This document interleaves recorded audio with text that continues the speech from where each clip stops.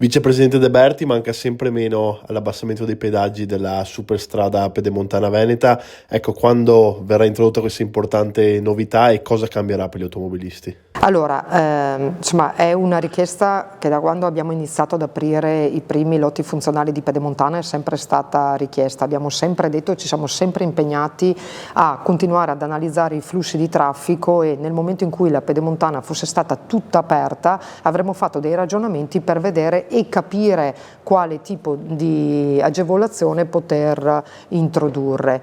Ci siamo arrivati, di fatto bisogna essere muniti di un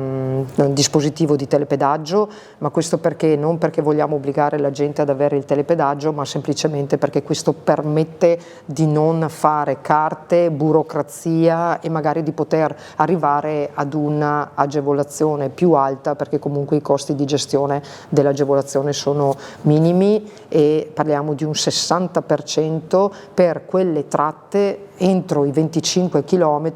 che vengono fatte all'interno di pedemontana. Tenete presente che questo è un tipo di traffico, il traffico pesante sta rispondendo più delle aspettative. Quello che manca un po' in pedemontana è di fatto, rispetto alle previsioni che erano state fatte, il traffico leggero soprattutto sulle tratte brevi, perché tenete presente che pedemontana ha 16 caselli, su 94 km c'è un casello ogni 6 km ed è stato di fatto pensata così proprio per agevolare i tratti brevi all'interno di pedemontana e l'accessibilità all'infrastruttura. Partiamo con i 25 km perché comunque c'è un piano economico finanziario che deve tornare, quindi anche le scelte delle agevolazioni devono essere fatte in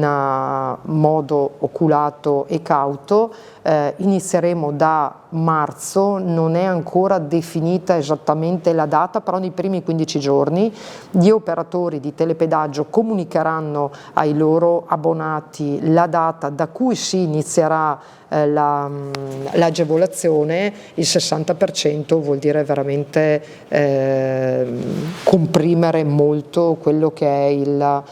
pedaggio e addirittura a parità di tratta rispetto alla 4, dove la tariffa della 4 è la più bassa veramente credo in tutto il nord per quanto riguarda le concessioni autostradali, e riusciamo anche a stare al di sotto della 4, quindi insomma una possibilità per i molti che risiedono anche lungo la pedemontana di potersi muovere in maniera sicura e veloce.